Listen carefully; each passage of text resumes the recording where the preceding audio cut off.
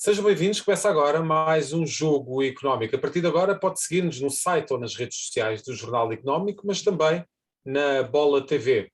Tecnologia e futebol, a simbiose perfeita que só pode trazer benefícios. A aposta portuguesa nas startups está a embrenhar-se no ecossistema desportivo com resultados muito interessantes e que merecem reflexão. Num país apaixonado pelo futebol, as startups portuguesas ditam regras no plano internacional e pretendem protagonizar uma disrupção na indústria do desporto. Este será o tema da segunda parte deste Jogo Económico. Já sabe, use o hashtag Jogo Económico para comentar os temas que vamos ter em debate. Para já, dou as boas-vindas a Jorge Faria de Sousa e ao Nuno Braga e avançamos desde já para o hat-trick.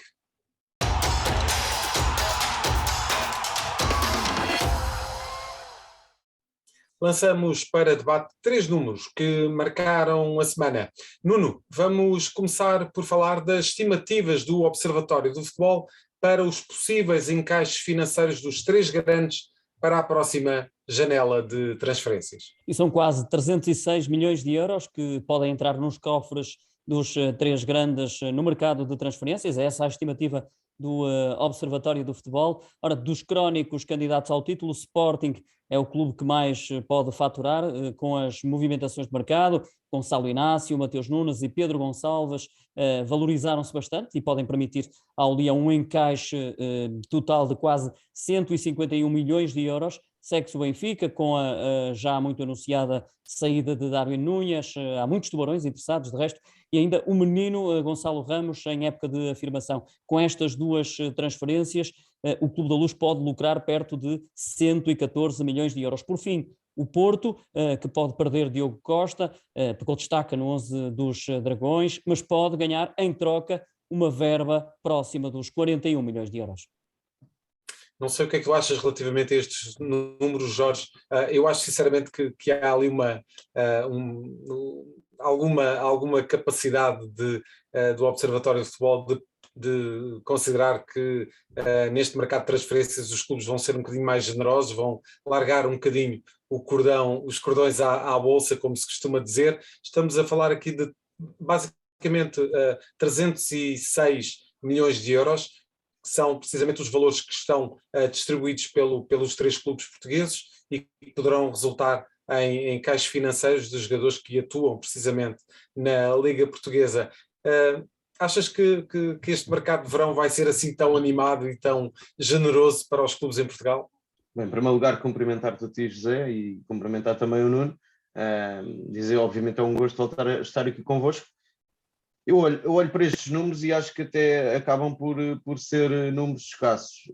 Isto porque, olhando para o facto do Futebol Clube do Porto e do Sporting já terem garantida a fase de grupos da Liga dos Campeões e, portanto, daí decorre logo um encaixe financeiro, mas olhamos para estes jogadores que destacam e, em primeiro lugar, permite-me dizer que olhamos para esta lista de jogadores e, com exceção do Darwin Núñez, estamos a falar e de Pedro Gonçalves, estamos a falar de jogadores das formações dos 3 grandes. E isto diz muito daquilo que é a importância da formação no contexto do futebol português, mesmo para os 3 grandes. Depois dizer que faltam aqui nomes como João Palhinha, o próprio Rafa Silva, que ao que tudo indica não renovou o contrato com o Benfica e poderá estar na porta de saída, e o próprio Grimaldo, que é dos poucos jogadores no Benfica que se valorizou e que pode também ter mercado, e no Futebol Clube do Porto, claramente, na minha opinião, faltam aqui 2 nomes, ou 3, se quisermos incluir aqui também a Vanilson, que está a fazer uma época extraordinária, é muito jovem, portanto pode ser um jogador a ter em conta neste próximo mercado de transferências, mas além destes 2, além de Diogo Costa e a Vanilson, há também 2 nomes que para mim, na minha opinião, são óbvios, e falamos de Fábio Vieira e de Vitinha, sendo certo que, para quem assiste ao Jogo Económico, obviamente esta altura é a altura mais gira para podermos discutir aqui números e mercado. A verdade é que será um mercado em ano mundial, mas com o Mundial a ser realizado só em novembro e dezembro, e portanto vai ser um mercado especial até também nesse aspecto. Alguma curiosidade para perceber se, como tu dizias, se os clubes vão ser ou não mais generosos no que diz respeito aos investimentos que irão ou não fazer. Uma última nota, dizer que se por um lado eu acredito claramente que Darwin Núñez e Rafa e Gonçalo Ramos possam sair do Benfica, isto porque, olhando para a contratação do novo treinador, é verdade que vai ter que disputar uma pré-eliminatória da Liga dos Campeões, já vai ter que discutir play-off, e portanto ainda não sabe, ainda não garantiu a fase de grupos, e isso é absolutamente determinante, mas por outro lado olhamos para o plantel do Benfica e, na minha opinião, o plantel mais desequilibrado. Olhamos para a posição de defesa e direito, tem 4 defesas de direitos, depois não tem uma alternativa a Grimaldo. No próprio meio campo já se fala de alguns nomes que o próprio novo treinador pode trazer do futebol neerlandês, e portanto parece-me que será o plantel que irá mudar mais em comparação com o Futebol Clube do Porto e Sporting. No Futebol Clube do Porto, que tem neste momento via aberta para o título, só precisa de fazer um ponto nestas 2 últimas jornadas, é verdade. Sérgio Conceição tem feito, na minha opinião, verdadeiros milagres, de acordo com aquilo que têm sido as circunstâncias financeiras e que muitas vezes discutimos aqui, e também por via disso, apesar de ter garantido fase de grupos da Liga dos Campeões e o recorrente encaixe financeiro, a verdade é que o Futebol Clube do Porto não está completamente livre ainda do fair play financeiro, tem vindo a ter algumas dificuldades até de tesouraria, segundo o que tem vindo a ser tornado público das contas dos esportistas, e portanto pode haver mais do que eu acredito que haja mais do que uma transferência, passando obviamente por 4 jogadores que são jovens, que têm um potencial de crescimento grande, e portanto a Europa do futebol pode despertar para esse interesse, e falo obviamente de Diogo Costa, Vitinha, Fábio Vieira e Evanilson, como eu dizia há pouco. No Sporting Clube Portugal, olhando para a constituição do plantel, parece-me que o Sporting precisa de ir ao mercado. É certo, já garantiu a Liga dos Campeões, mas ao mesmo tempo, e olhamos para estes 3 nomes, e não me parece que sejam óbvios que sejam estes 3 a sair. Pedro Gonçalves, Gonçalo Inácio e Mateus Nunes, até porque Ruben Amorim já deu, de certa forma, um aviso a dizer que pretende reforçar o plantel com mais soluções e mais qualidade, sem perder muitas das peças que tem atualmente. Acredito que o Sporting pode efetivamente fazer um encaixe financeiro. É verdade que Mateus Nunes, na minha opinião, é jogador claramente talhado para a Premier League e que encaixaria como uma luva naquilo que é o seu perfil de médio, mas acho que falta aqui um nome, e esse provavelmente, até porque é mais um jogador da formação do Sporting Clube Portugal, mas é um dos mais experientes, obviamente fará falta, mas eu acredito que será o jogador que pode estar, que pode sair neste mercado, e falo de João Palhinha. Esse sim parece-me o caso mais paradigmático, sendo que o Sporting vai perder um craque e o melhor jogador da Liga Portuguesa, Paulo Sarabia. Muito bem. Nuno, passamos então para o plano ambicioso da Federação Portuguesa de Futebol para a década. 1,9 mil milhões de euros será até 2030 o resultado do impacto social do futebol, segundo a estimativa do plano estratégico da Federação Portuguesa de Futebol, corresponde a uma evolução de 13%, qualquer coisa como 217 milhões de euros. Lembro que em 2021, e de acordo com o estudo da UEFA Growth ROI, que estuda o retorno social do investimento, o impacto estimado era de 1,67 mil milhões de euros. Trata-se de uma análise de custo-benefício que quantifica a mudança social criada por um programa, política, investimento ou entidade. E, Jorge, de facto temos aqui um plano que abrange muito mais do que este dado que o Nuno trouxe aqui, do impacto social. Estamos a falar de uma previsão de lotação de estádios acima daquilo que neste momento existe. No fundo, o que me parece deste plano é que existe aqui, de facto, muita vontade de trabalhar a base para que depois essa base se reflita naquilo que é a cultura futebolística em Portugal. Parece-te ambicioso? Sim, é um plano ambicioso, sendo certo que há muito por fazer ainda no futebol português, em vários contextos, e tu falavas da questão das assistências nos estádios de futebol, e olhamos para alguns estádios de futebol e de facto acabam por envergonhar os próprios clubes. É certo que muitas dessas questões é recorrente da assistência de SADs e de investidores no futebol português, como todos sabemos.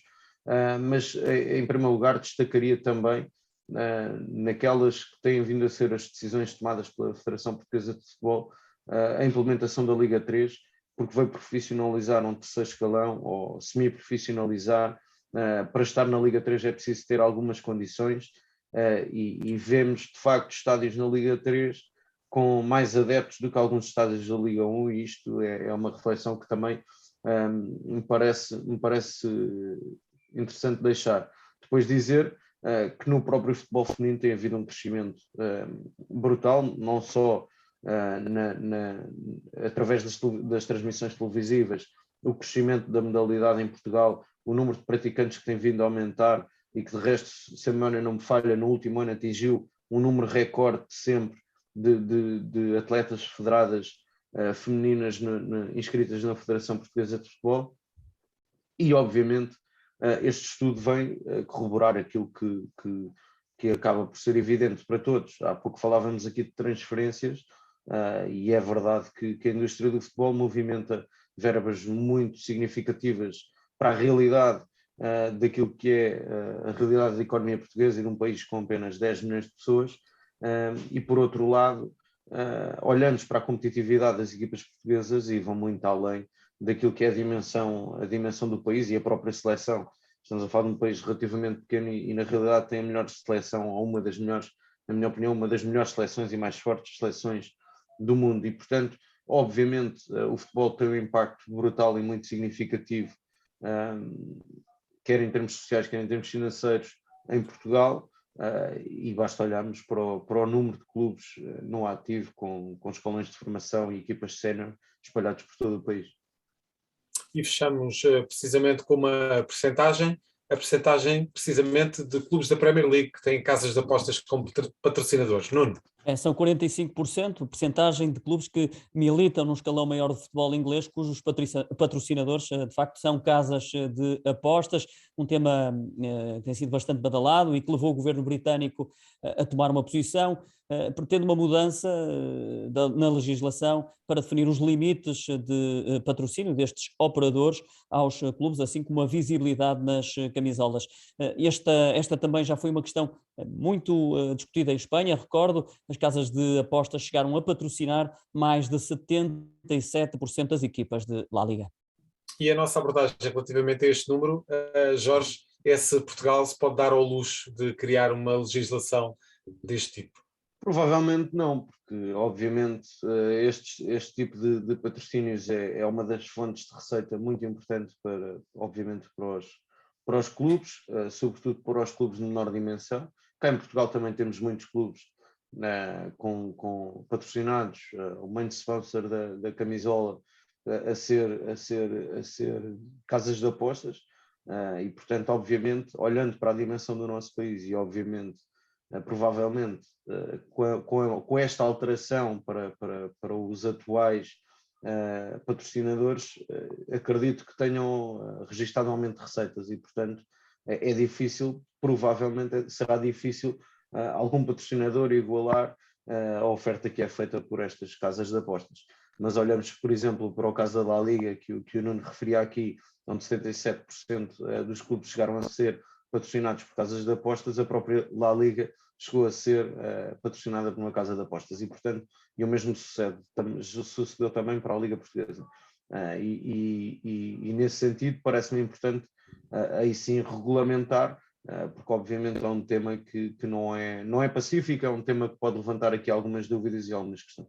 Até porque o match fixing é uma autêntica praga e deve ser combatida, assim haja essa capacidade.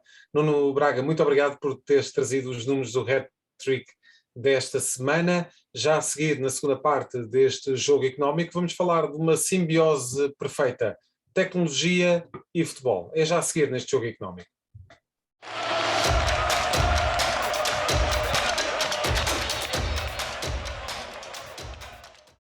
Estamos de volta para a segunda parte deste jogo económico.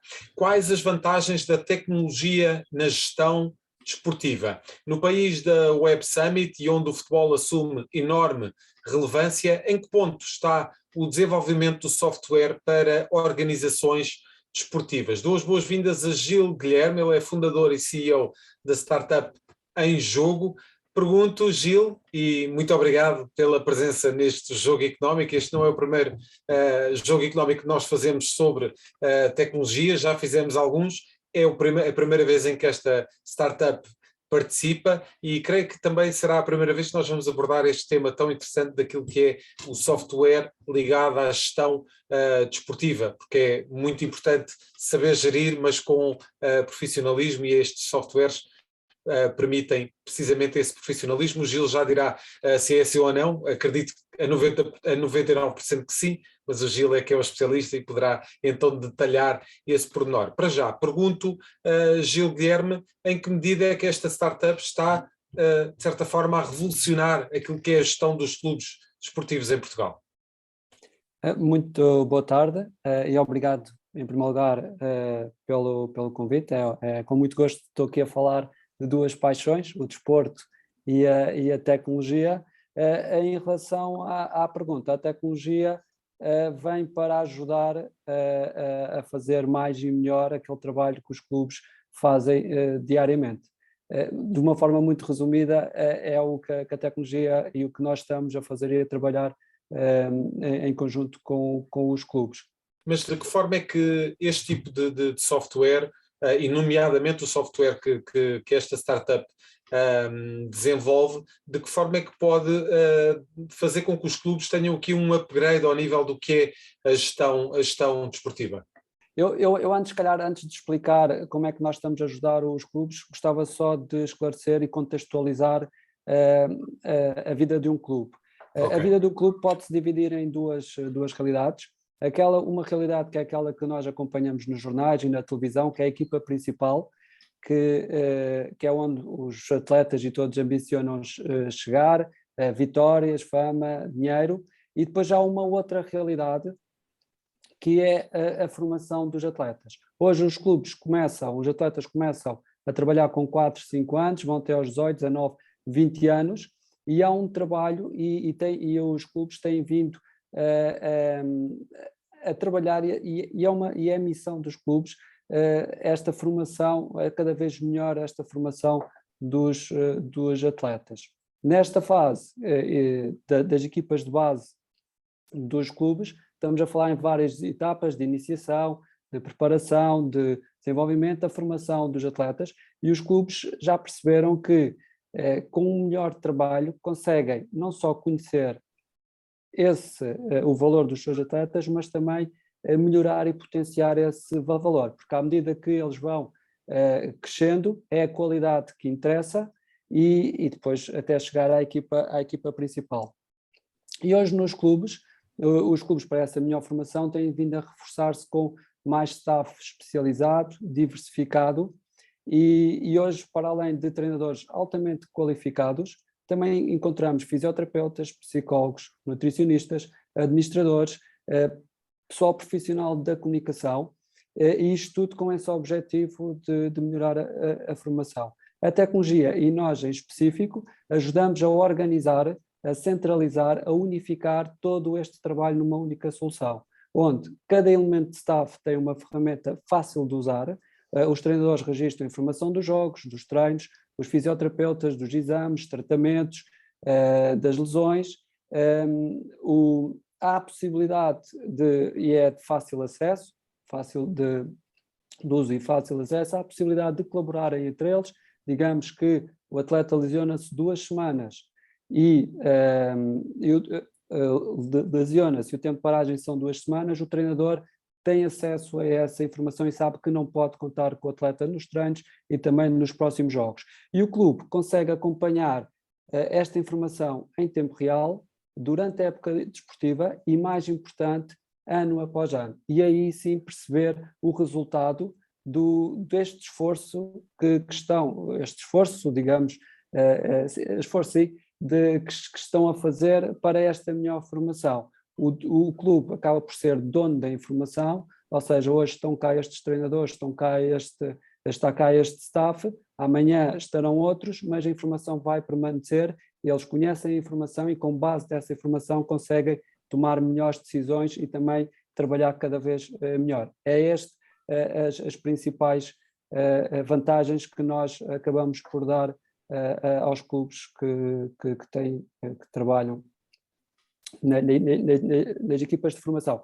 Não quer dizer que também não trabalhamos com a equipa principal, porque também acontece, é um complemento e acabam por incluir todas as equipas, mas é na equipa da formação onde há dezenas de equipas, centenas de atletas, estamos a falar de 100, 200, 300, 400, 500 atletas nas equipas de formação dos clubes, e é um trabalho totalmente diferente para uma equipa que é só a equipa principal, que é Vitórias, e estamos a falar de 20, 30 atletas.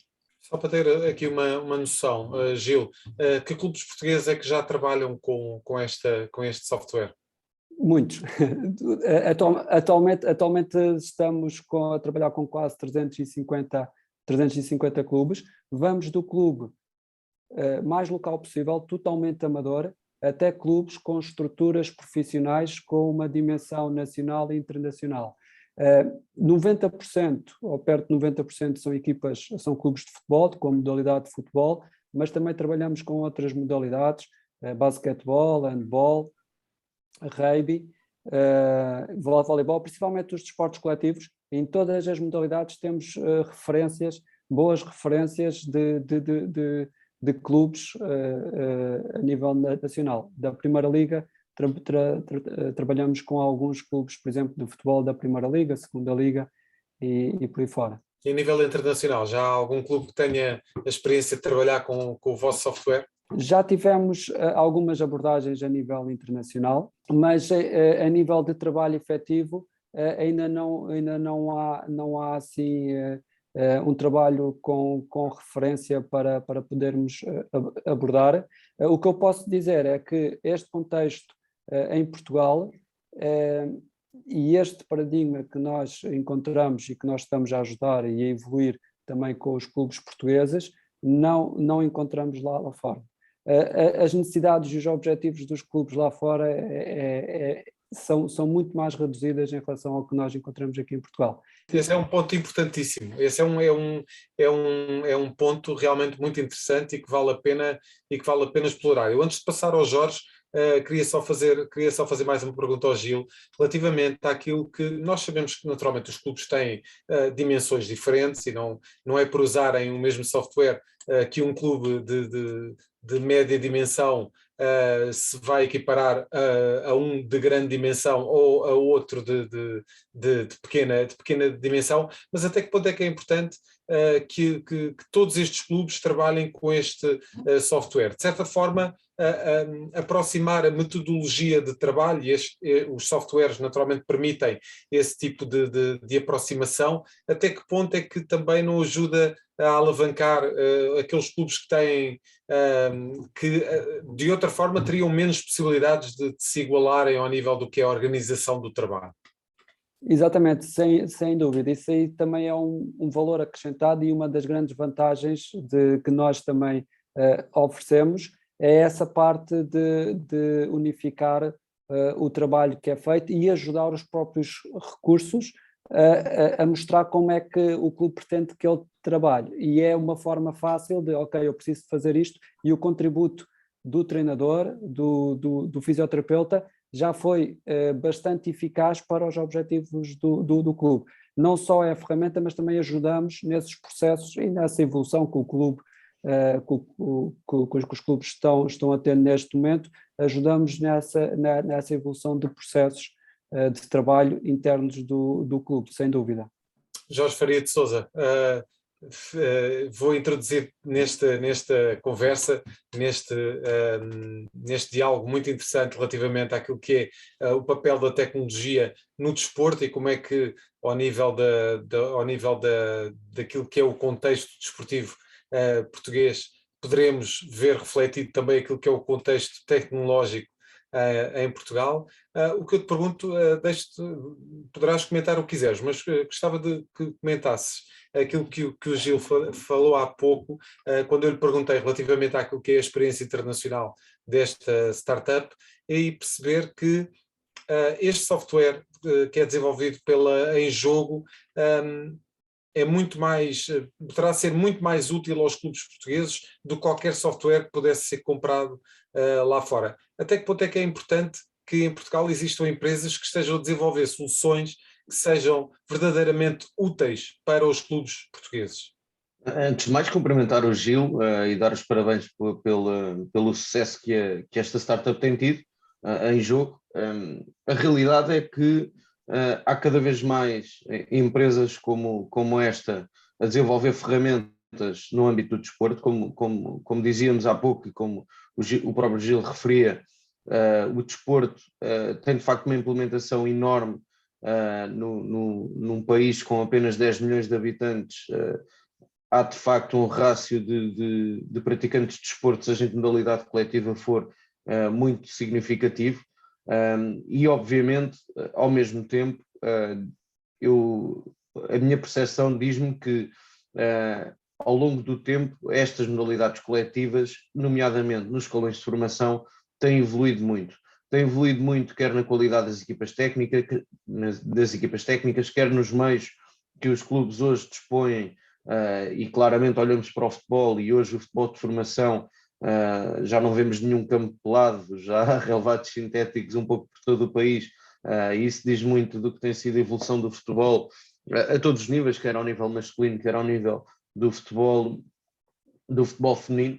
Depois também dizer que acho que hoje há equipas técnicas, independentemente do escalão, seja a nível distrital, seja nas competições nacionais da Federação Portuguesa de Futebol, com cada vez em maior número, com maior qualidade, com outro tipo de skills que não havia antigamente, e portanto parece-me que este tipo de ferramentas são extremamente importantes para poder monitorizar os escalões de formação, para até monitorizar o dia-a-dia, quando se planeia um ciclo de treinos e uma unidade de treinos, é fundamental para os treinadores poderem ter onde ir beber essa informação, essa relação entre departamento médico e departamento clínico com a equipa técnica é outro dado extremamente importante, perceber os ciclos de recuperação de cada jogador, até em termos da fadiga física sentida após um ciclo de treinos ou um ciclo de jogo, perceber quantos dias é que precisará para recuperar, para poder treinar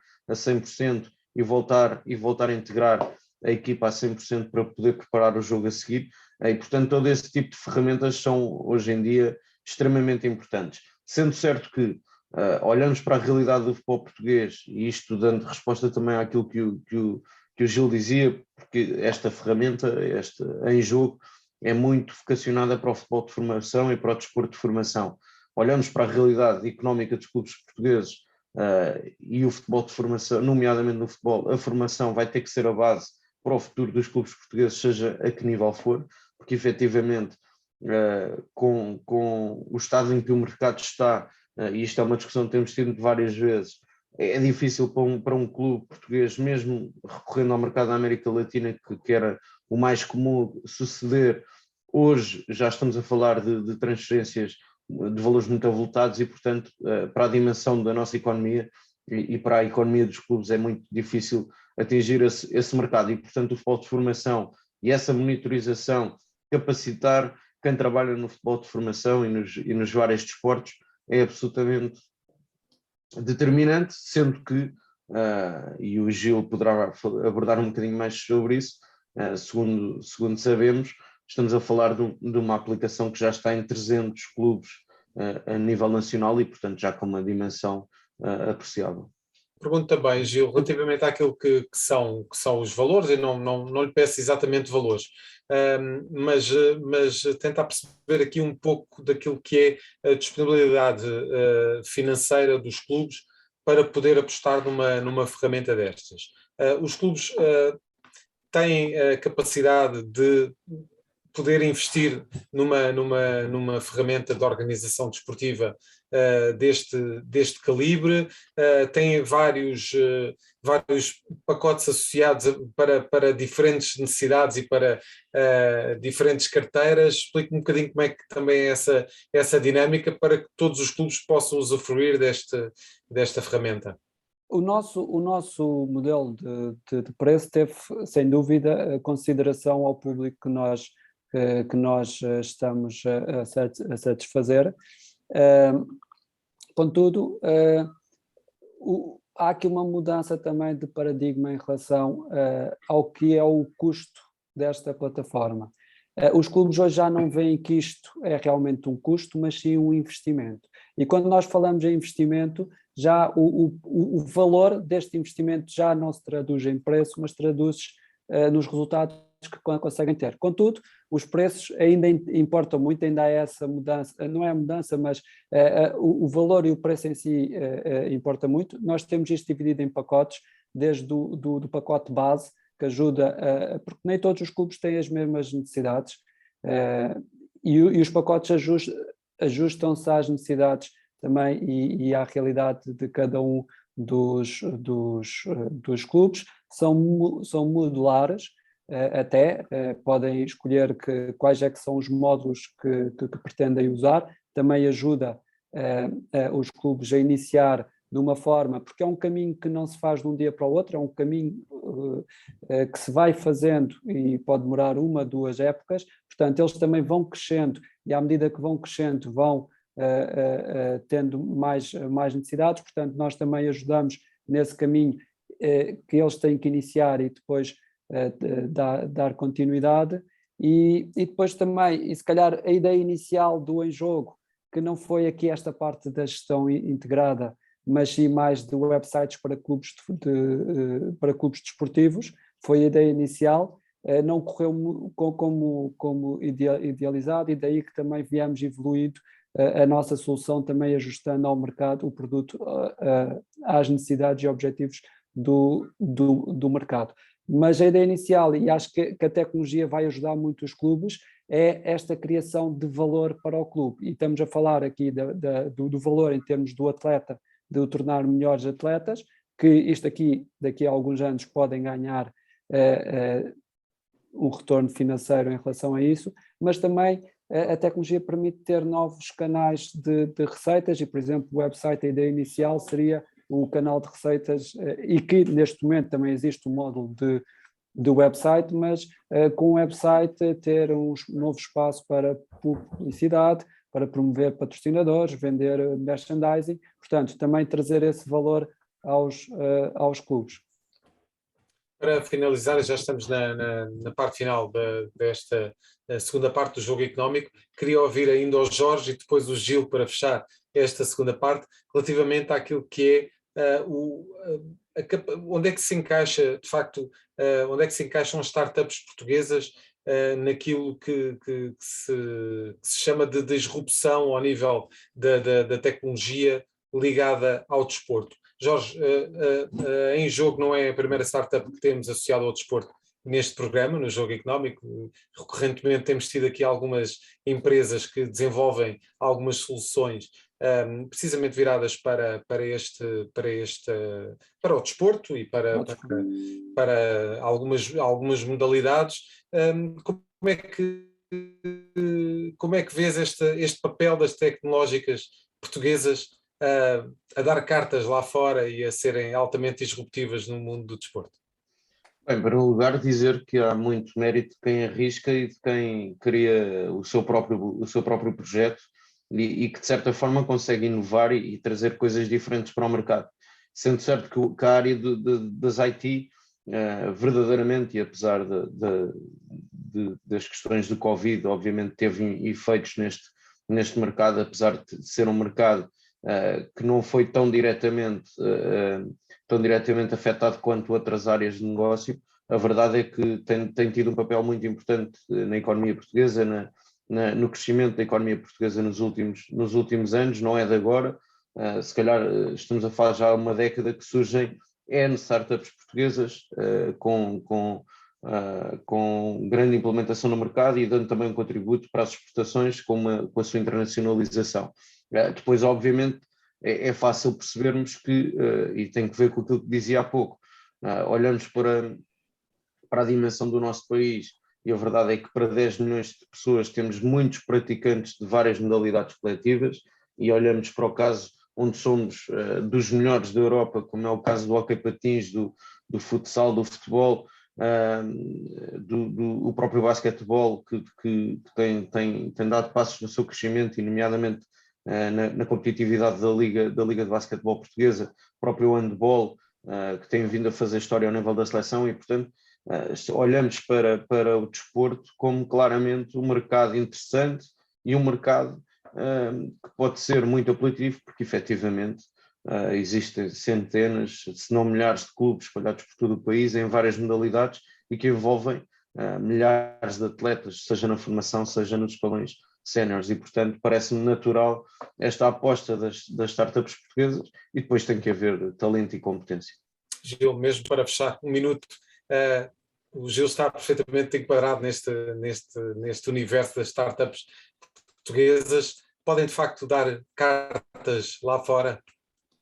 Sem dúvida, sem dúvida. E aliás, em outros setores há startups com excelentes casos de sucesso de startups. No desporto, e bem, como o Jorge estava a dizer, nós aqui em Portugal fazemos um excelente trabalho, portanto, permite logo às startups desenvolver um produto, e temos esse know-how, e desenvolver um produto de qualidade alta, bastante alta, e quando entra noutros mercados vai muito mais, com certeza, muito mais bem preparada que outras soluções possam existir nesse mercado. Nesta parte de desporto e de negócio, sem dúvida, pronto, aqui espaço para podermos evoluir a nível do ambiente de startup. Há áreas mais interessantes a nível de ambientes de startup, e as startups portuguesas a nível de desporto têm sempre mais dificuldades, porque é preciso primeiro explicar a área de desporto a esta parte, aos empresários e à parte de startups, e só depois de mostrar esse valor. Mas quem conhece a área de desporto consegue logo reconhecer o grande potencial que é este trabalho e estas startups portuguesas estão a fazer a nível de desporto, e são em várias áreas do desporto, não só na gestão como nós. Muito bem. Gil, muito obrigado pela presença neste Jogo Económico, foi um enorme gosto discutir este tema. Espero que volte para nos contar um pouco como é que está a ser o desenvolvimento desta startup no contexto desportivo português e internacional. Mais uma vez, muito obrigado. Vamos então agora para a terceira parte do Jogo Económico e para as escolhas dos nossos comentadores. Estamos de volta para a terceira parte deste Jogo Económico e para as escolhas do nosso comentador. Jorge Faria de Sousa hoje vai nos dar aqui as suas escolhas da semana. Jorge, vamos começar precisamente pela figura. A figura é Carlo Ancelotti. Sim, numa altura em que se discute tanto os méritos e obviamente com razão de Pep Guardiola ou de Klopp, a verdade é que Carlo Ancelotti tornou-se se não o primeiro, um dos primeiros treinadores do mundo a vencer a Liga em França, a vencer a Bundesliga na Alemanha, a serviço do Bayern de Munique. Já tinha vencido a Série A ao serviço do Milan, venceu a La Liga este ano ao serviço do Real Madrid no último fim de semana, e já tinha vencido também a Premier League ao serviço do Chelsea. Se juntarmos a isto 3 Ligas dos Campeões, e nós no dia em que estamos a gravar, Carlo Ancelotti irá discutir a segunda mão da meia-final da Liga dos Campeões, sem sabermos se irá ou não à final. A verdade é que também já venceu 3 Ligas dos Campeões, ou se quisermos 2,5 pelo Milan e uma pelo Real Madrid, a 10ª em Lisboa, frente ao Atlético Madrid, e as 2,5 tem que ver com aquela célebre final com o Liverpool, em que ao intervalo estavam a vencer por 3-0 e acabaram por depois deixar-se empatar e perder nos pontapés de penalti. Mas estamos a falar de um treinador por onde tem passado, e mesmo passagens sem títulos, a verdade é que tem feito bons trabalhos, mesmo no Everton ou no Nápoles, e tem uma carreira absolutamente extraordinária. Estamos a falar de 23 títulos em 5 países diferentes, com competições europeias pelo meio, e portanto há muito mérito de Carlo Ancelotti, que, como disse, figura da semana, porque na última jornada da La Liga, vencendo, acabou por sagrar-se campeão espanhol. E será, com certeza, uma das grandes figuras da época. O teu número para fechar, Jorge, o 2. É o número 2, 2 equipas portuguesas a chegar às medalhas na UEFA Futsal Champions League. É verdade que para o Sporting não foi possível vencer a final. O Benfica tinha sido também eliminado pelo Barcelona na meia-final. Ainda assim, perante os franceses do Access, quer Sporting foi mais forte, o que lhe permitiu estar na final e ser medalha de prata, e o Benfica depois no jogo terceiro e quarto classificados acabou por também vencer e conquistar, se quisermos, a medalha de bronze. A verdade é que tem tido um crescimento absolutamente extraordinário o futsal em Portugal, títulos pela seleção nacional, bicampeões da Europa pela seleção, campeões do mundo. O Sporting participou pela 5ª final em 6 anos, e isto diz muito do que tem sido a competência do Sporting, mas sobretudo pela primeira vez o futsal português teve 2 equipas na Final Four e na fase das decisões da principal competição da competição europeia do futsal, na elite do futsal europeu. E, portanto, isto diz muito também do que é a competitividade da Liga Portuguesa de Futsal, no momento em que se aproximam já aí os playoffs e provavelmente vamos assistir a grandes derbys até ao final da temporada. Destacar o futsal português por ter tido pela primeira vez na história 2 equipas na Final Four. Provavelmente das melhores ligas europeias de futsal do mundo, e o que esta Final Four veio mostrar é que, de facto, o Benfica fez um enormíssimo jogo contra o Barcelona, a perder ali a alguns segundos do fim, depois de estar a ganhar por 3-0, e veio mostrar também que o triunfo do Sporting na final da Liga dos Campeões no ano passado foi verdadeiramente épico para aquilo que é o futsal em Portugal. Jorge, muito obrigado pela presença neste jogo económico. Voltamos para a semana, sempre com os números que contam dentro e fora das 4 linhas. Até para a semana.